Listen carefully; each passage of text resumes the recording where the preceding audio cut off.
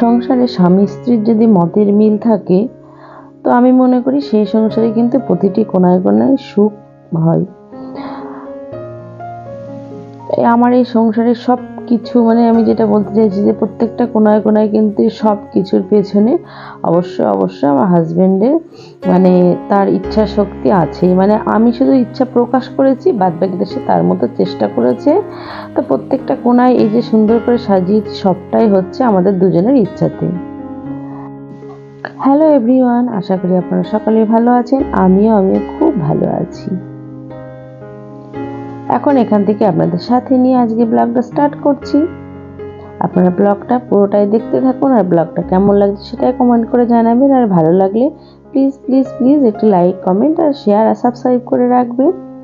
তো আজকে সকালে রান্না বান্না ঘরের সমস্ত কাজ হয়ে গেছে। হাজব্যান্ড খেয়ে দিয়ে অফিস চলে গেছে, আর মেয়ে ওখানে পড়ছে। তো তার মধ্যে আজকের ওয়েদারটাও কিন্তু সকাল থেকে ভারী মিষ্টি মিষ্টি ওয়েদার, কি সেরকম ঠান্ডাও নেই আজকে, আর সুন্দর রোদ বেরিয়েছে। তো ভাবলাম না একবার ওয়েদারটা আপনাদের দেখিয়ে নিই। তো বাইরে থেকে কিন্তু ওয়েদারটা খুব সুন্দর। আর ওই যে দূরে দেখা যাচ্ছে রাস্তার ওপাশে ওই যে প্যান্ডেল হয়েছে, কাল বিয়ে বাড়ি আছে, অবশ্যই ওখানে আমাদেরও নিমন্ত্রণ আছে। তো ওটা দূরে প্যান্ডেলটা দেখা যাচ্ছে। তো সকাল সকাল আজকে করেছি কি, ঘরের কাজে হাত লাগিয়ে দিয়েছি। রান্না বান্না সব তো মিটে গেছে। তো ডাস্টিংয়ের কাজটা করতে তো অনেকটাই সময় লাগে, ঘর পরিষ্কার করতে অনেকটাই সময় লাগে।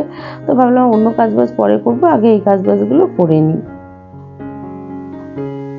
আর সংসারে রোজকার এই কাজগুলো দেখি একদিন না করলে কোথা থেকে এত ধুলো জড়ো হয়, সারা ঘর যেন মনে হয় ধুলোয় ঢেকে গেছে।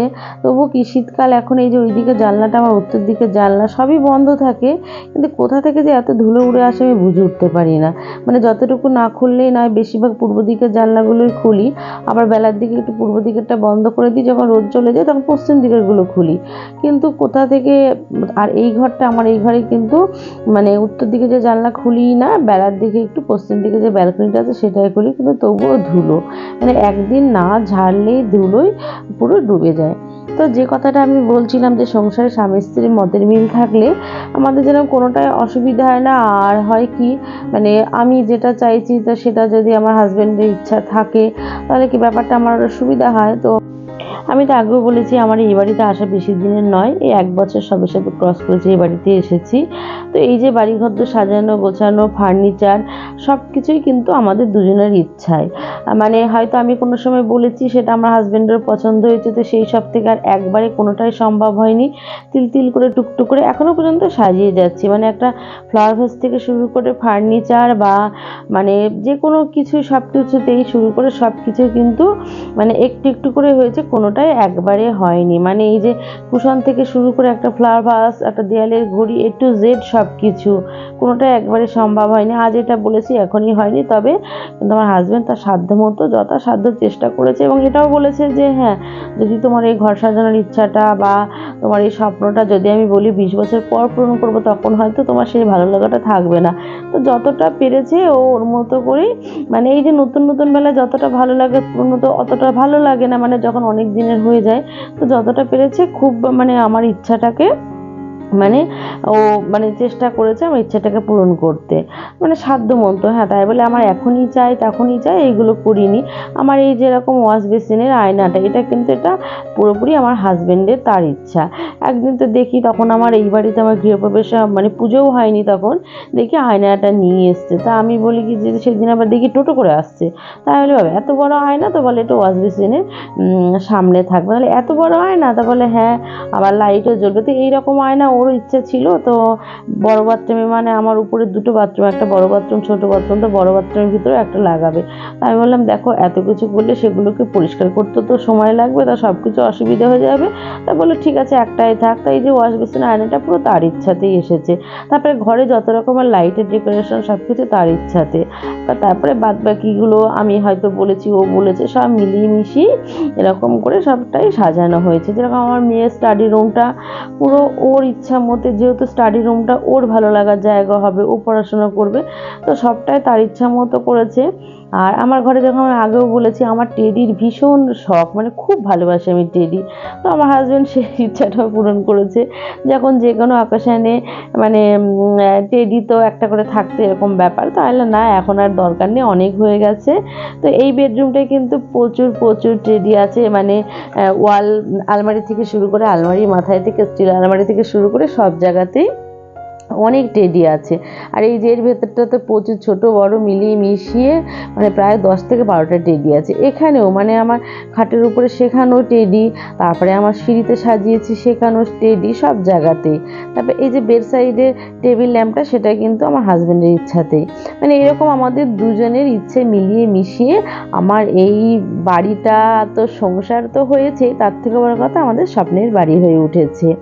তা ওই যে যেটা বলছিলাম, দুজনের মানে মতের মিল থাকলে তবে। এবার হ্যাঁ, আমি যদি বলতাম সাজাবো, যদি বলতো না সাজাতে হবে না, বা আমার হাজব্যান্ডের যদি ইচ্ছা থাকতো, আমি তো না এত কিছু সাজাচ্ছ, আমি এত পরিষ্কার করতে পারবো না, তাহলে হতো কি বাড়িটা সেই খা খা করতো, ভালো লাগতো না, একটা কেমন লাগতো, সাজানো গোছানো হয়তো জিনিস থাকতো, পরিষ্কার থাকতো না, বা আমি হয়তো সাজাতে ভালোবাসি, হাজব্যান্ড বলতো না সাজাতে হবে না, তাহলে ফাঁকা থাকতো, এরকম একটা ব্যাপার হতো। তো দুজনের মতের মিল থাকলে কিন্তু সবটাই ভালো লাগে। তো যাই হোক, অনেক কথা বলে ফেললাম, তার সঙ্গে একবার কিন্তু আমি শেয়ারও করে দিলাম যে আজকে পুরো ডাস্টিং ক্লিনিং করলাম। তারপরে ডাস্টিং করার পর আমার বেডরুম বা ডাইনিং সবটাকে কতটা সুন্দর করে সাজিয়ে গুছিয়ে রেখেছি আমি, সেটাও আমি শেয়ার করে নিচ্ছি।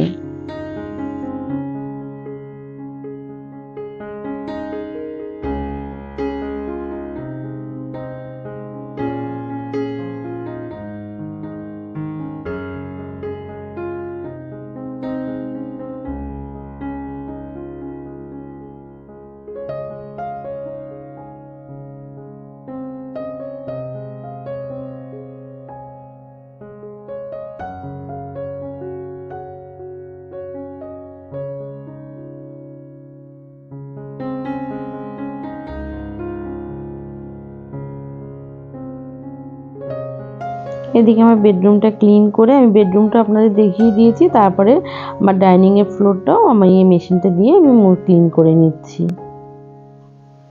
এই যে যেরকম এইগুলো কিন্তু আমার হাজব্যান্ডই, মানে ওর যে তোমার এত মোছামুছি করতে খাটনি হয়ে যাচ্ছে, এগুলো সব ওই কিনে দিয়েছে, সব অবশ্য সব কিছু ওই কিনেছে, যেহেতু আমি মানে আমার পক্ষে সম্ভবই নয় এত কিছু করার। তো এই যে আমার এটা বসার জায়গাটা, সেটাও আমি আপনাদের সঙ্গে শেয়ার করে নিচ্ছি।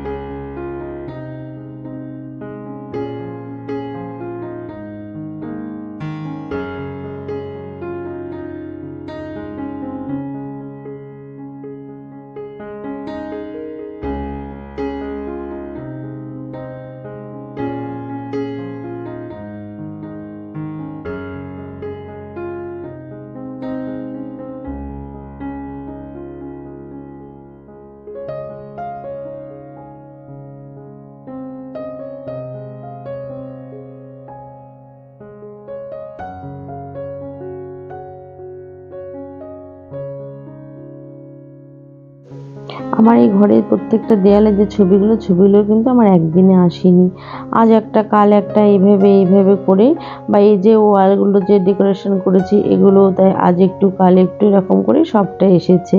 কোনো সময় হয়তো বলেছি হাজব্যান্ডকে, তারপর ও যখন দেখেছে কি গো এটা নেবে, কি গো ওটা নেবে বলে, এরকম সবটাই মানে আমার ইচ্ছাটাকে সমর্থন করেছে। তো এদিকে আমার ঘর ডাইনিং সবই পরিষ্কার করা হয়ে গেছে। তো এদের সিঁড়িটা পরিষ্কার করব, রেলিংগুলো মুছে নিয়ে, রেলিংগুলো মোছা হয়নি আর 2 সপ্তাহ হয়ে গেল, প্রায় 10-15 দিন হয়ে গেল। তাই রেলিংগুলো আমি মুছে নিয়ে তারপরে সিঁড়িটা মুছে নেবো।